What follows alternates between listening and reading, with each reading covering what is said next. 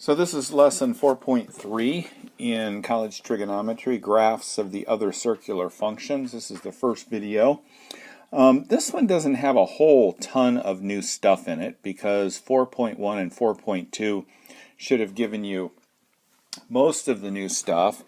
We're just going to kind of add to that a little bit. We're going to use the same procedures in order to solve these. Now what I want you to do is focus here on these two graphs, just the red line. So we've got a red line right here, which is the sine, and this line right here is the cosine. Notice the difference. The cosine starts at 1 here on the y-axis. Over here it starts at 0. Okay, so remember it was shifted over, pi over 2, the cosine is. Alright, so one of the things I want you to notice here is we did how to graph the sine and how to graph the cosine. Well, in this section right here, we're going to learn how to graph the cosecant and graph the secant. So if you remember, the cosecant and secant are reciprocals. The cosecant is the reciprocal of the sine, the secant is the reciprocal of the cosine. So notice what happens here. If we graph the sine function, just like we did in section 4.2, then wherever it crosses the x-axis is what is called an asymptote.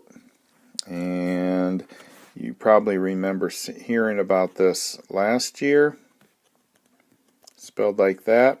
That is a vertical line where the graph does not cross at all ever. So if you look at these blue lines, see how they go up into infinity, but they never cross these dotted lines. So if we were to graph this red line, the sine of x, draw vertical lines wherever the sine crosses the x-axis, and then we just draw a line right here, right here, right here, and right here, we've just drawn our cosecant. Nothing new, nothing special, nothing weird. Same thing with secant. We do the cosine just like normal. We draw the vertical lines where it crosses 0, and we draw our blue lines here, which would be the secant. So, not too terrible as far as doing this. So, when a couple of the things I want you to know is the cosecant function, just like the sine function, has a period of 2 pi. The secant function also has a period of 2 pi.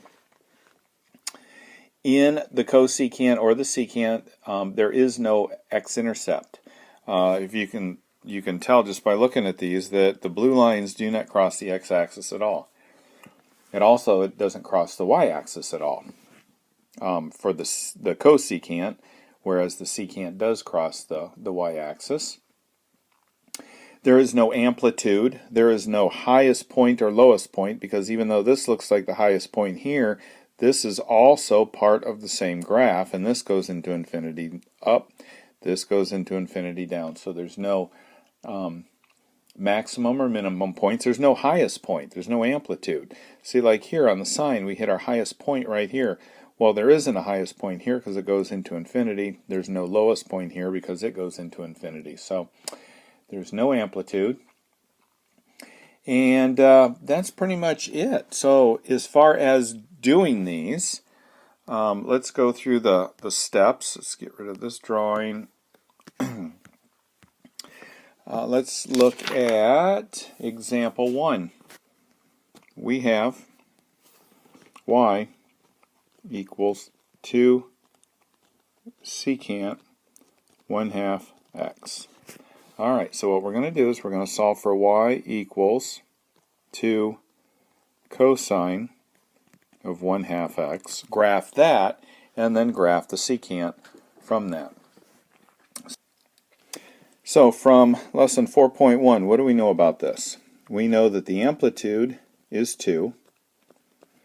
We know the period is 2 pi over b, which is 2 pi over 1/2, invert multiply, is 4 pi. Okay, and therefore we keep going with this. So if our period is 4 pi. And another way you could do it, if you remember, we did this is less than or equal to 1/2 x, which is less than or equal to 2 pi, because that's a normal period. We divide both sides by 2, divide both sides, or 1/2, divide both sides by 1/2, and we get our 4 pi here, and we keep our 0 there. So I know that my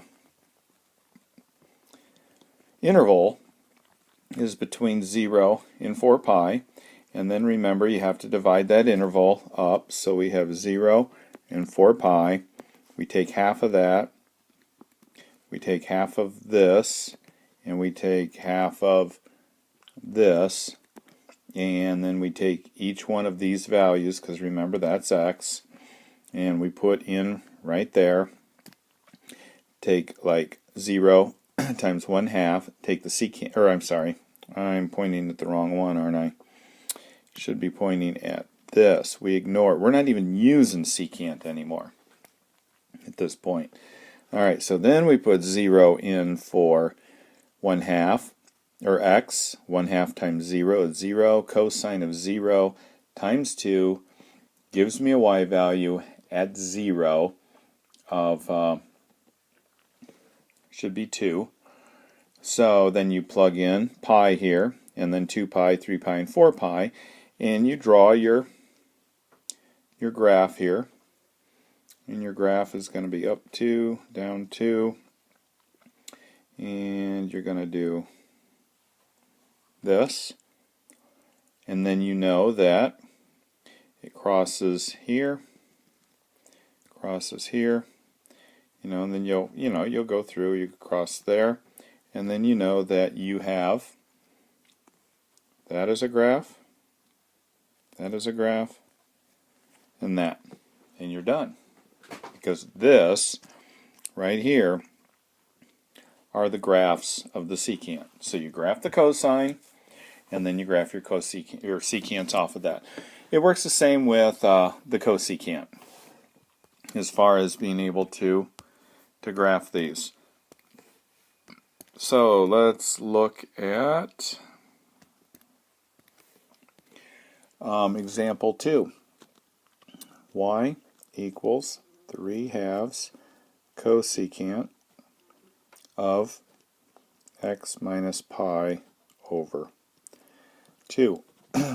So we go to 4.2 and follow those guidelines in order to do this.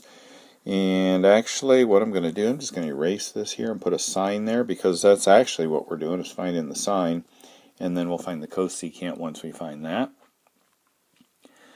Okay, so once we do all of this, we end up following that method that you did before. I'm not going to go and do it all over again, over and over and over.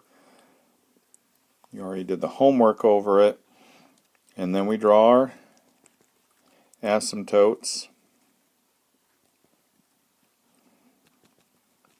Okay, and then we draw our graph of the cosecant, just like that, and we're done. Okay, so let's look at graphs of the tangent and the cotangent function, and then we'll have all 6 trig functions completed.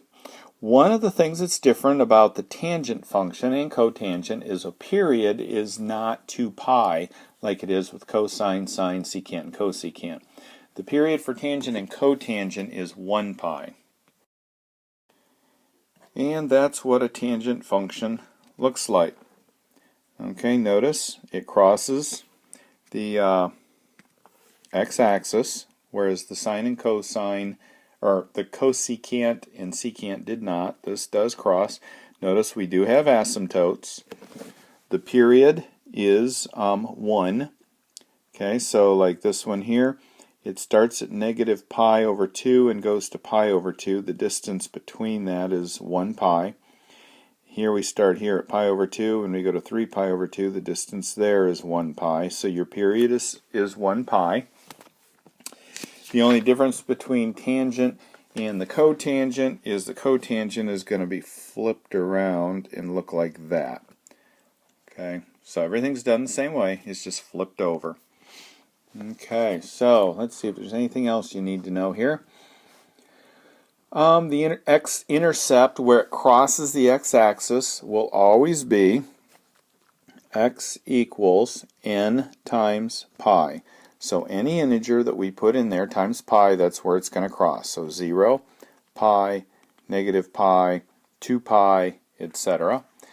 So that's when it's in the standard form, just like that. When we start putting numbers like right in here or before here, or we add and subtract, things are going to change. But in the standard tangent, your intercepts will always be n times pi. In fact, any graph you draw will have n times pi x-intercepts.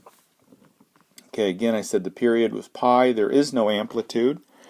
There's no place it turns around and comes back down. It always just goes up forever and down forever. It has no minimum or maximum points, and all that's the same with the cotangent function. Now, I said with the tangent function, the x-intercepts are n times pi. With the cotangent function, we get x equals 2n plus 1 times pi over 2, where again n is an integer that we put in there. Okay, so let's do some of the examples that they have here, and we'll do those on the next video.